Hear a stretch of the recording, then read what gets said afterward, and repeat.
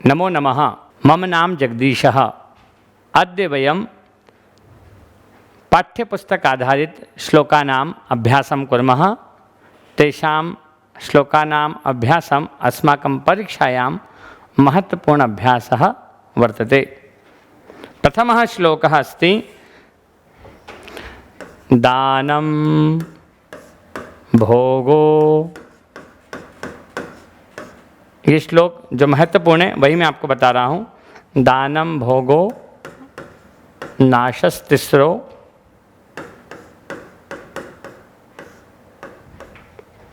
गतयो भवन्ति। दानम भोगो नास्तिस्रो गतयो भवन्ति वित्तस्य।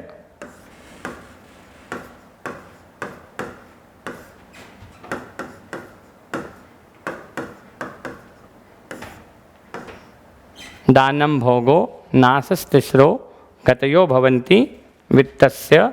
यो न ददाति यो न ददाति न भुंक्ते। यो न ददाति न भुंक्ते।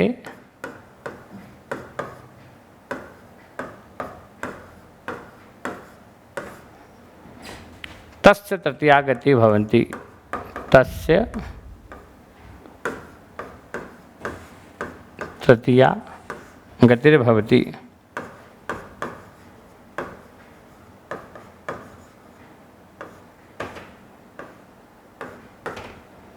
पहले ही शब्द से पता चल रहा है कि यह श्लोक दान की महत्ता को बता रहा है। इस पूरे श्लोक का अर्थ आप देखें और इस पर आधारित जो प्रश्न परीक्षा में पूछे जाएंगे उनको हम हल करेंगे। दानम भोगो नाश, तीन शब्द हैं। पहला है दान, दूसरा है भोग और तीसरा है नाश। तीसरा है यानी तीन। गति, गतयः, गति, गति हैं किसकी? वित्त की। वित्त की तीन गतियां हैं। कौन कौन सी तीन गतियां हैं?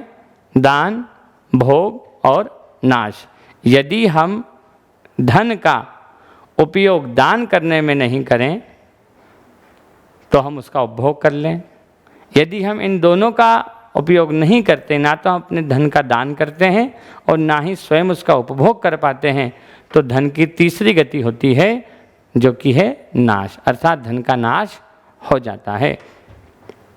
यो न ददाति, जो न दान देता है, न भुंक्ते, भुंक्ते अर्थात करना, उपयोग करना, भोजन करना। तस्य तृतीया गतिर्भवति, उसकी तीसरी गति होती है। और तीसरी गति कौन सी है? नाश। अब इसी पर आधारित जो प्रश्न है वो आपको यहाँ देखने को मिलेंगे।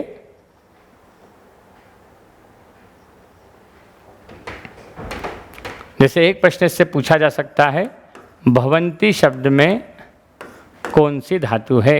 भवन्ति पदे कह धातु? तो आप बता सकते हैं उत्तर में वन वर्ड में भू धातु। यदि लकार पूछा जाए, कह लकारः, चार ऑप्शन आपको मिलेंगे वहाँ पर, ध्यान दें। तो लकार इसमें होगा आपका लट लकार, वर्तमान काल की बात है ना। काल की बात करें तो लट लकार को हम कहते हैं वर्तमान काल, ये भी स्पष्ट है। यदि देखा जाए तो इसमें पुरुष पूछा जा सकता है, तो इसमें पुरुष होगा प्रथम पुरुष। वचन पूछा जाए तो बहुवचनम। इस प्रकार से एक शब्द का भी प्रयोग आने पर विभक्ति लकार संबंधी प्रश्न होगा तो 4 से 5 प्रश्न बन जाते हैं कि कौन सी धातु है, कौन सा वचन है, कौन सा पुरुष है, कौन सा काल है और कौन सा लकार है, क्रिया संबंधी शब्द देखा जाए तो। फिर इसके बाद हम देख सकते हैं अगला प्रश्न, नाशस्तिस्रो। इसको इसी स्लाइड पे देख लेते हैं, पीछे वाली पे।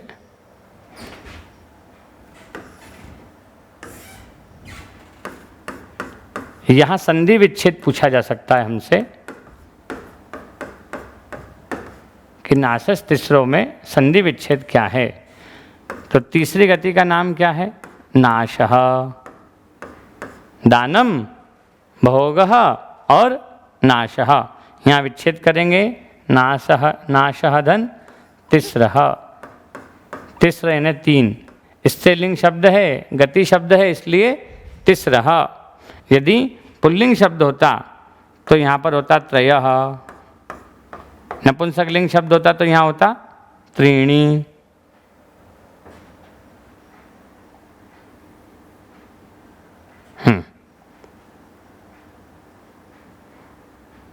त्रीणि, लेकिन यहाँ पर शब्द क्या है अभी? तिस्रः। क्यों है? क्योंकि गति शब्द है। तिस्रः गतयः। तो संख्यावाची शब्दों में क्या होता है? 1 से 4 तक की संख्या में अंतर देखने को मिलता है, इसलिए यहाँ पर प्रयोग क्या किया गया है? तिस्रः गतयः। 3 गतियाँ होती हैं, दान, भोग और नाश। तो ये संधि विच्छेद है। यहाँ अगर कोई संधि बन रही है तो संधि का नाम है विसर्ग संधि, है ना। विसर्ग के स्थान पे किसका निर्माण हो रहा है? यहाँ पे स का निर्माण हो रहा है, स का आगम हो रहा है विसर्ग को स्थान पर, इसलिए संधि का नाम हुआ विसर्ग संधि। इसी प्रकार से अगला प्रश्न इसी से पूछा जा सकता है, गतिर्भवति, ये भी संधि युक्त शब्द है। गतिर्भवति, गति ही धन भवति। यदि धन का उपभोग ना करें, यदि धन को दान ना करें तो धन की तीसरी गति हो जाती है, इसलिए गति धन भवति। यहाँ पुनः विसर्ग का परिवर्तन किस में हो रहा है? रेफ में हो रहा है, इसलिए यहाँ पे भी संधि का नाम क्या हुआ? विसर्ग संधि। ठीक, विसर्ग का परिवर्तन रेफ में हो गया, इसलिए संधि का नाम बना विसर्ग संधि। ठीक इसी प्रकार से एक प्रश्न और यहाँ बन सकता है, ददाति। ददाति एक क्रिया शब्द है।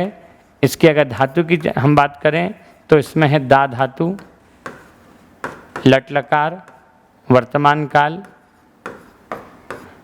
जिन श्लोकों को मेरे द्वारा बताया जा रहा है, इन श्लोकों में केवल श्लोक नहीं आएगा, श्लोक से संबंधित जो प्रश्न उसमें बताए जा रहे हैं, ददाति शब्द किसी भी श्लोक में आ सकता है, किसी भी गद्यांश में आ सकता है। भवति या भवंती शब्द का प्रयोग किया जा सकता है। तो केवल श्लोक को ना समझें, श्लोक के अंदर आने वाले उन शब्दों पर भी ध्यान दें।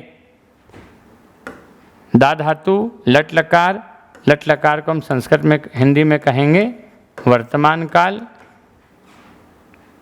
प्रथम पुरुष या अन्य पुरुष, है ना। प्रथम पुरुष को अन्य पुरुष कहा जा रहा है, अन्य पुरुष। और वचन की बात करें तो यहाँ पर है एक वचन, ददाति एक वचनम। और मैंने बहुत बार देखा है कि परीक्षाओं के अंतर्गत पूछ लिया जाता है कि ददाति का बहुवचन क्या होगा।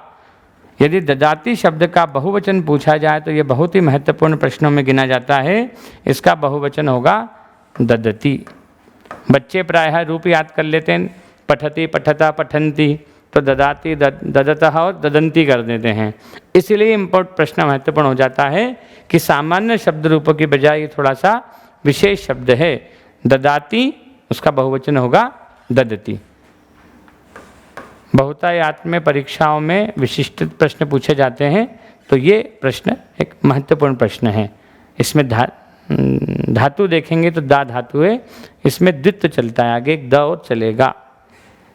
दाती की जगह क्या बनेगा? ददाति। इस पैराग्राफ से, श्लोक से बनने वाले सारे प्रश्न मैंने आपको बताए। एक क्रिया शब्द और यहाँ पे दिख रहा है मुझे, भूंगते। ये जो भूंगते शब्द है इसका मतलब होता है खाना, है ना। इसकी मूल धातु अगर हम देखेंगे तो भुज है,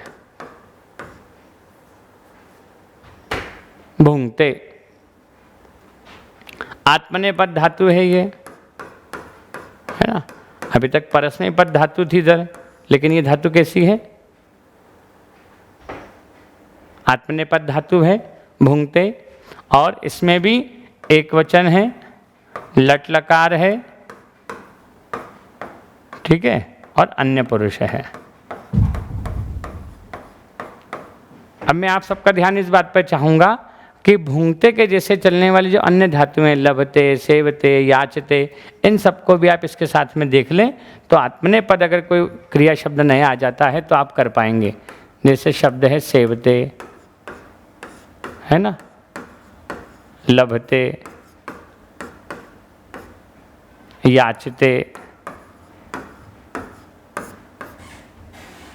तो इसमें धातु कौन सी होगी? सेव,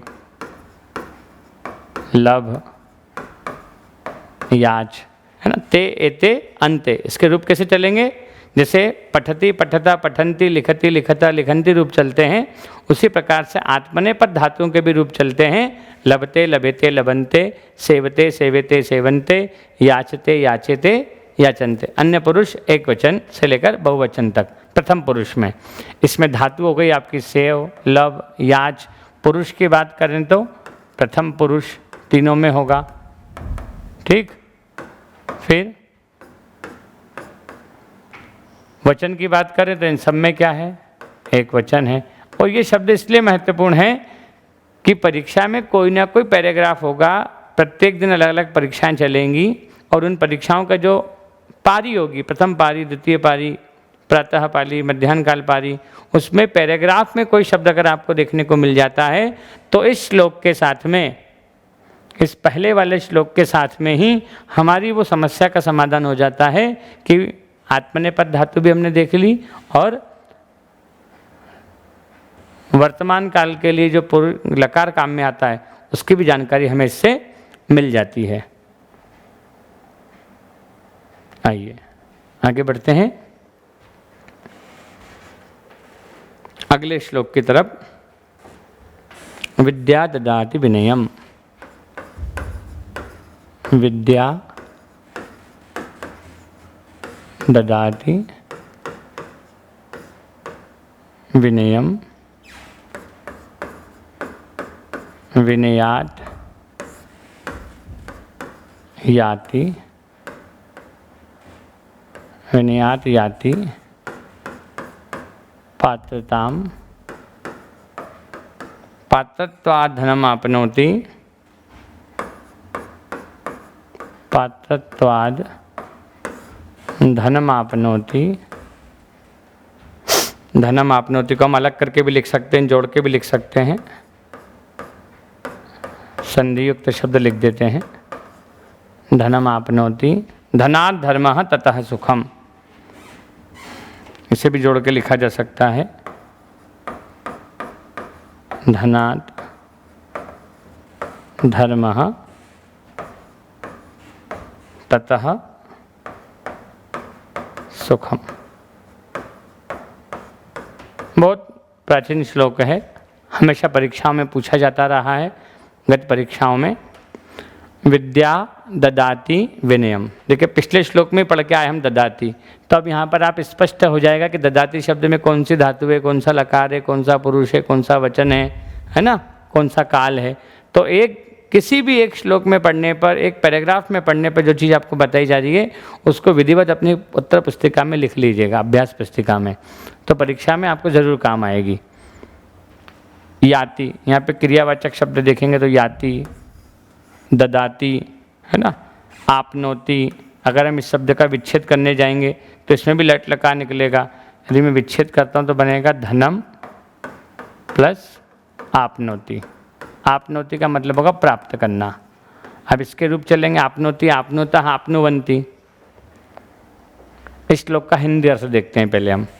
विद्या ददाति विनयम, विद्या विनय को देती है। जो व्यक्ति विद्यावान होता है वह विनयशील होता है, इस श्लोक के माध्यम से पता चलता है। जैसे हनुमान जी विद्यावान थे इसलिए वो विनयशील थे।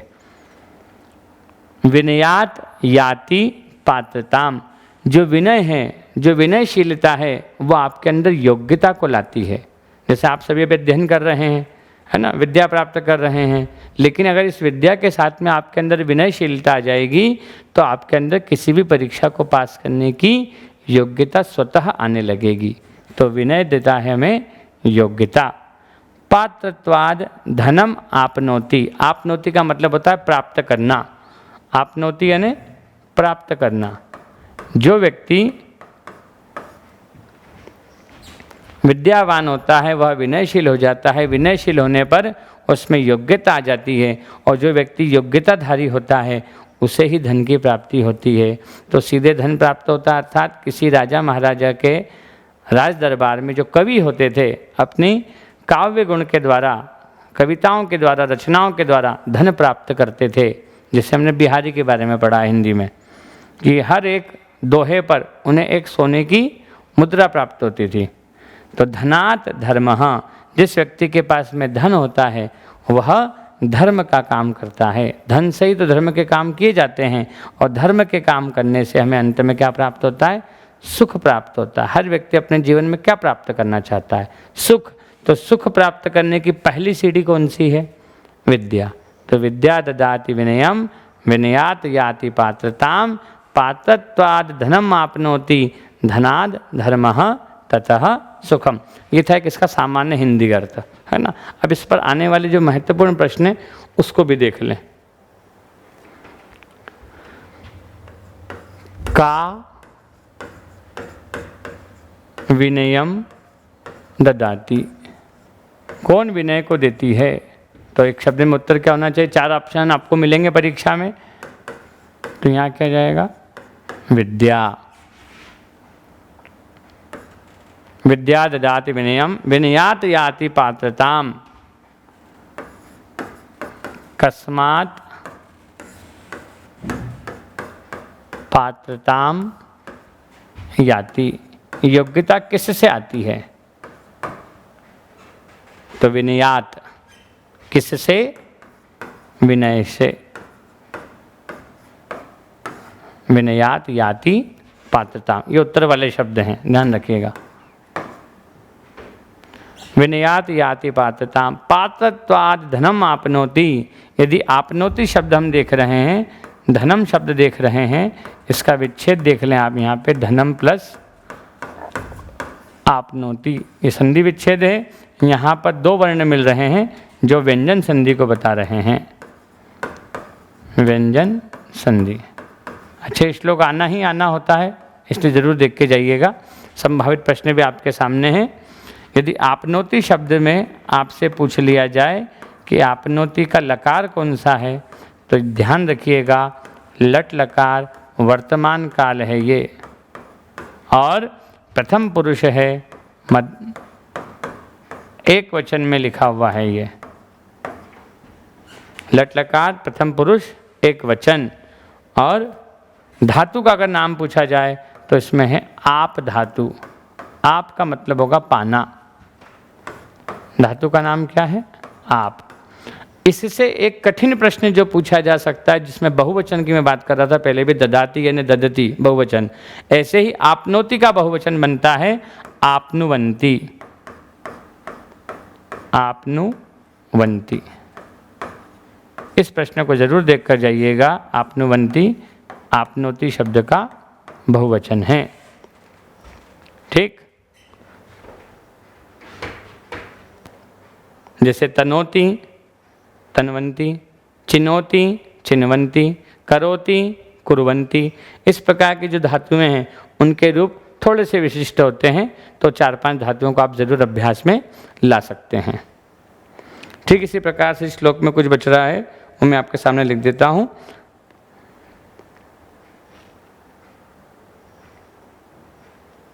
संभावित प्रश्न जो और हो सकता है एक बार सामने देख लें। विद्या क्या देती है? तो विनय देती है। यदि प्रश्न को घुमा दिया जाए तो उसको भी देख लें। यदि यहाँ पर प्रश्न को घुमा दिया जा रहा है तो कैसे घुमाया जा सकता है? विद्या का ददाति, विद्या किम ददाति, विद्या किम ददाति, तो उत्तर हो जाएगा विनयम। विद्या क्या देती है? विनयम देती है। ऑप्शन में आ सकता है विनयम, पात्रता, धनम।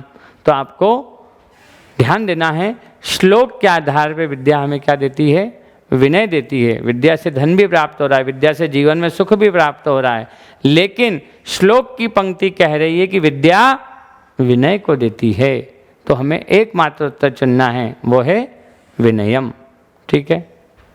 नहीं तो कई बार विद्यार्थी क्या करते हैं कि विनयम भी लिखा हुआ है, धनम भी लिखा है, सुखम भी लिखा है, धर्म भी लिखा है, तो कोशिश करते क्या सब तो लिखा हुआ था तो सभी ऑप्शन सही है। तो हमें ऐसा नहीं करना है। हमें प्रश्न की प्रकृति को समझना है और पैराग्राफ के आधार पर लिखना है। तो पंक्ति लिखिए विद्या ददाति विनयम। ददाती वाला प्रश्न पिछले वाले श्लोक में हमने कर लिया है, इसलिए इसके प्रश्न मैंने नहीं लिखे हैं। अगला श्लोक देखते हैं। नरस्याभरणम रूपम। चूँकि परीक्षाएं कई दिन चलने वाली है, तो छठी कक्षा से लेकर 10वीं कक्षा तक के सभी श्लोक जो NCERT, MP बोर्ड या भारत में चलने वाली कोई विशिष्ट पुस्तक, उनमें जो श्लोक हैं, चाहे वो पंचतंत्र के श्लोक हों, हितोपदेश के हों, है ना, इन सभी श्लोकों को नीति शिक्षा के रूप में, चाणक्य नीति के रूप में हम पढ़ते हैं, तो वो श्लोक ज़रूर एक बार देख करके जाइए। नरस्याभरणम रूपम, रूपस्याभरणम ज्ञानम गुणः, रूपस्याभरणम गुणः, गुणस्याभरणम ज्ञानम, गुणस्याभरणम ज्ञानम, जो ज्ञानस्याभरणम क्षमा।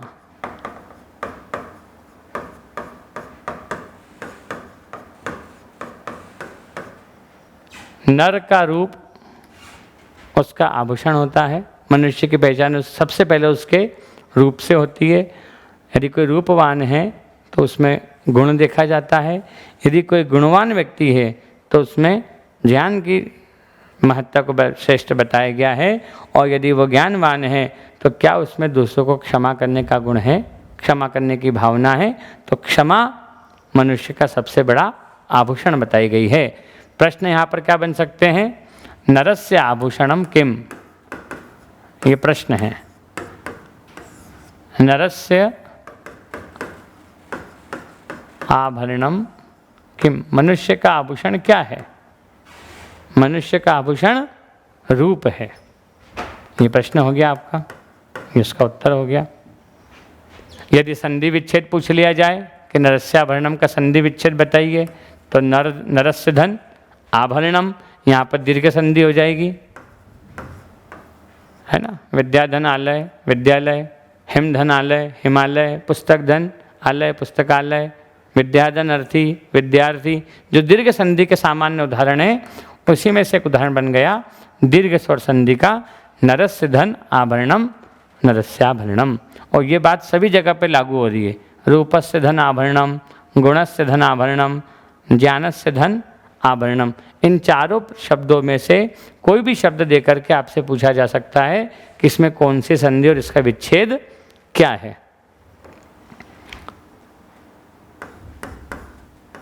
गुणः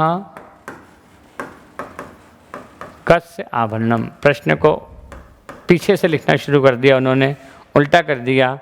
गुणः कस्य आभरणम, गुण किसका आभरण है, किसका आभूषण है? तो है तो नर का, लेकिन श्लोक के अनुसार क्या कहा जाए?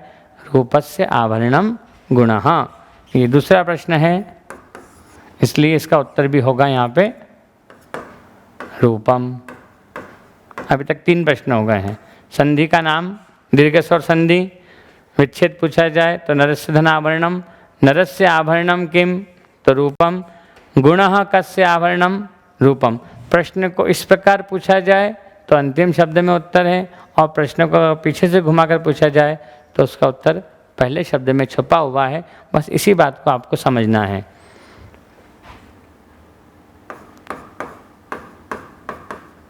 गुणस्य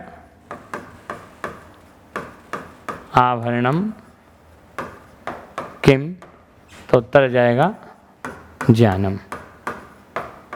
ठीक है, उत्तर वाले शब्दों पर राइट लगा दिया है। और ज्ञानस्य आभरणम क्षमा, प्रश्न को घुमा के पूछा जाए, क्षमा कस्य आभरणम, क्षमा कस्य आभरणम, तो प्रश्न होने से उत्तर आ गया गुणस्याभरणम ज्ञानम, ज्ञानस्याभरणम क्षमा, तो यहाँ आ जाएगा ज्ञानस्य। चूँकि षष्ठी विभक्ति में प्रश्न पूछा जा रहा है तो उत्तर भी किस में होगा? षष्ठी में। उत्तर यदि प्रश्न प्रथमा विभक्ति में है किम, तो हमारा उत्तरवी प्रथमा विभक्ति में। यहाँ पर जो पूरा श्लोक है वो प्रथमा और षष्ठी से मिलकर के बना है, तो व्याकरण की दृष्टि से अगर कोई प्रश्न पूछा जा सकता है तो वो क्या होगा?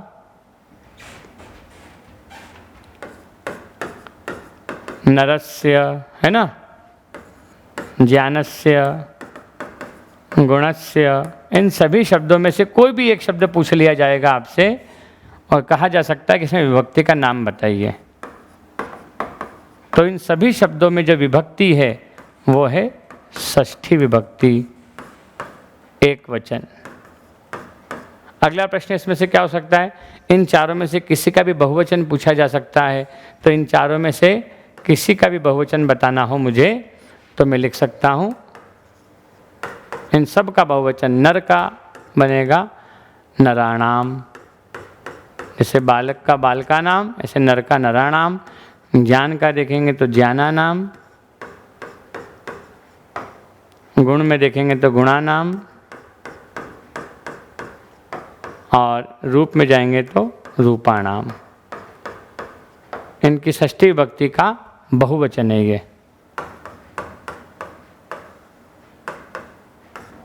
षष्ठी विभक्ति के बहुवचन और षष्ठी विभक्ति का एक वचन।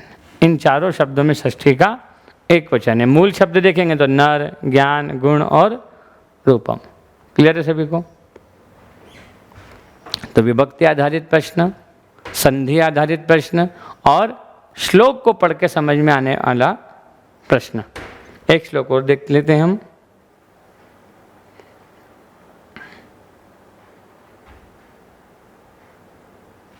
सरल सा श्लोक लेते हैं जो आपको परीक्षा में भी देखने को मिलेगा। श्रोतम श्रुतनेव, श्रोतम श्रुतेन एव,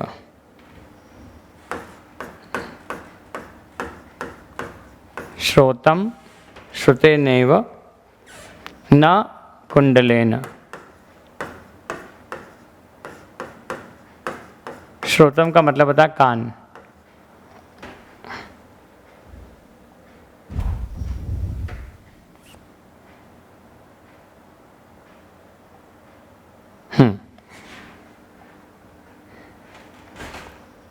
फिर है इसी पंक्ति में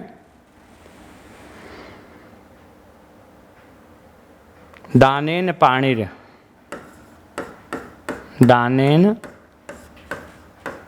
पाणिर न तो कंकणेन, न तो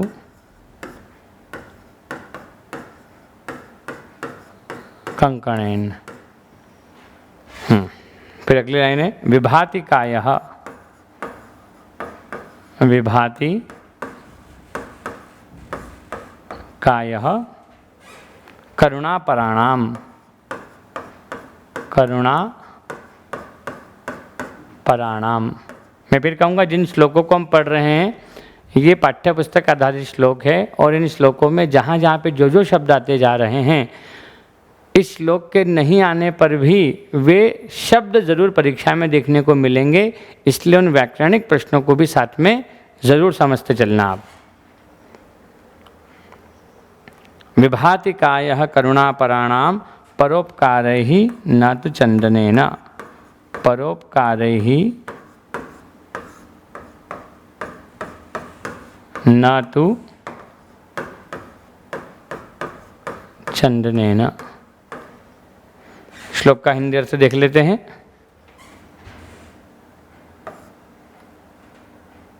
इन दोनों शब्दों को जोड़ के लिख देते हैं।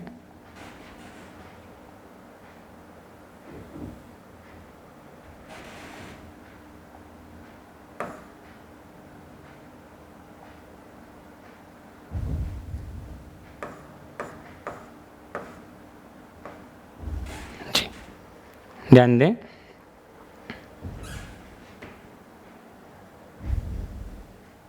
यदि इस शब्द को इस प्रकार से लिखा जाए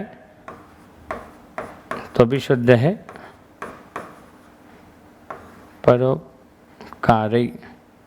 आगे पीछे कर देते हैं इसको।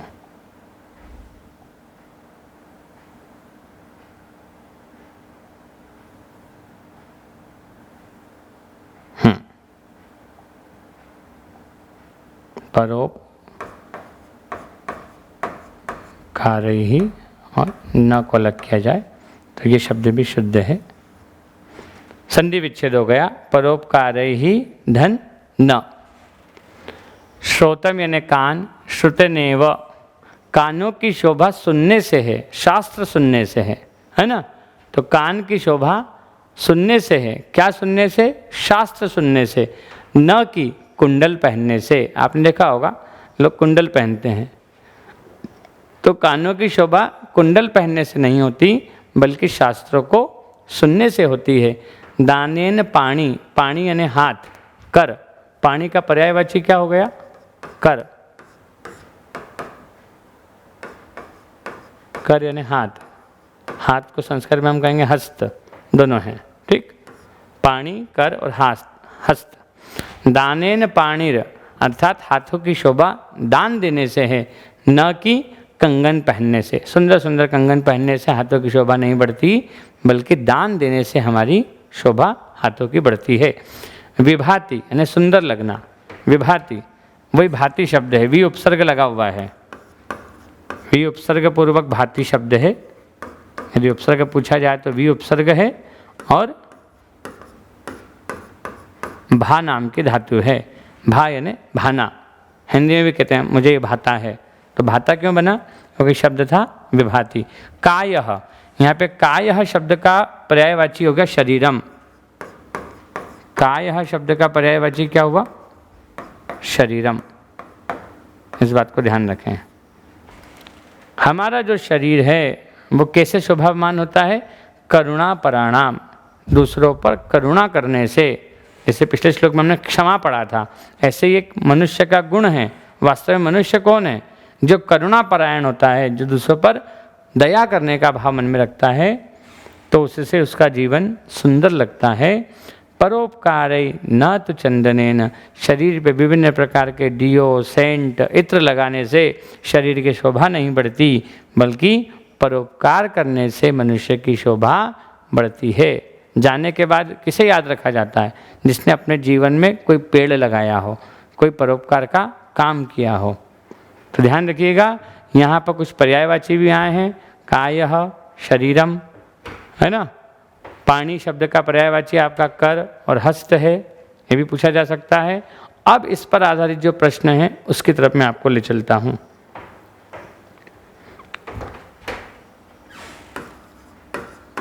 केन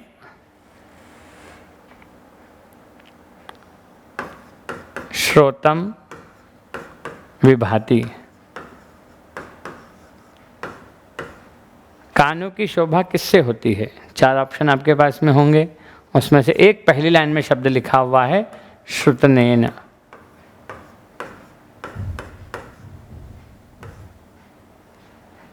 श्रुतनेन,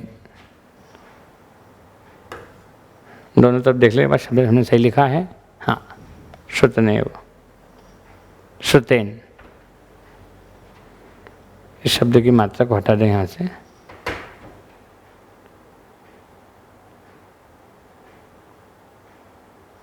चलो, क्या बात है।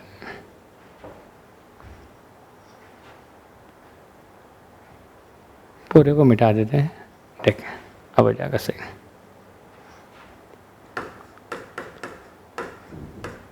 सुनने से, कानों की शोभा किससे है? अच्छा, श्रोतम शब्द का पर्यायवाची भी आ सकता है परीक्षा में, तो श्रोत शब्द का पर्यायवाची हो गया कर्णम।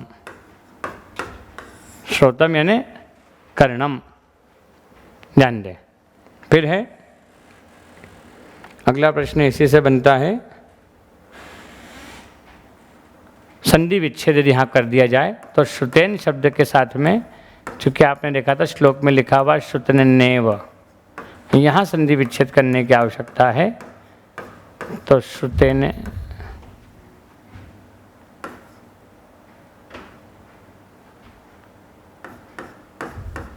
श्रुतेन,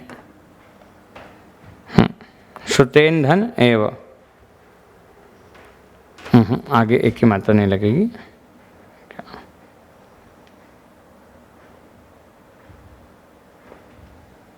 क्या बात, ले नहीं रहा है।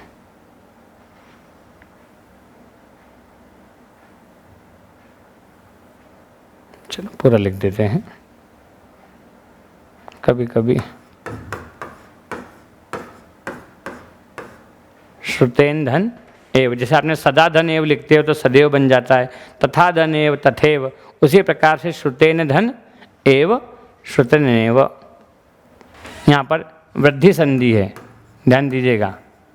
संधि का नाम क्या है? वृद्धि स्वर संधि। इसके स्वर आपने देख रखे हैं, सदा धन एव, सदैव। जिस प्रकार से द के ऊपर दो मात्रा आपको देखने को मिलती है आई की, वैसे श्रुतेन शब्द के साथ में एव जोड़ा गया तो बना श्रुतनैव। ठीक इसी प्रकार से हमारे पास शब्द होता है यथा, यथा धन एव तो बन जाता है यथेव। जो हम सामान्य नियम संधि के देखते हैं, उसी से श्लोक के अंदर भी कभी कोई शब्द आता है निकट तो वहाँ पे भी वृद्धि संधि बन रही है। इसी प्रकार से एक प्रश्न इससे बन सकता है आपका विभाति, भाति शब्द। भाति शब्द में कौन सा लकार है? तो लट लकार है, प्रथम पुरुष है ना, एक वचन इसमें है और भा नाम की धातु है। भा नाम की धातु है। लट लकार प्रथम पुरुष एक वचन और भा नाम की धातु। लट लकार को हम क्या कह रहे हैं? वर्तमान काल कह रहे हैं। इस बात का भी ध्यान रखिएगा। जैसे पहला प्रश्न पूछा गया है, ऐसे ही अन्य प्रश्न सेकंड लाइन से पूछा जा सकता है। पाणिन शोभा केन भवति, है ना, या दानेन केशाम शोभा भवति, इस प्रकार से बन सकता है।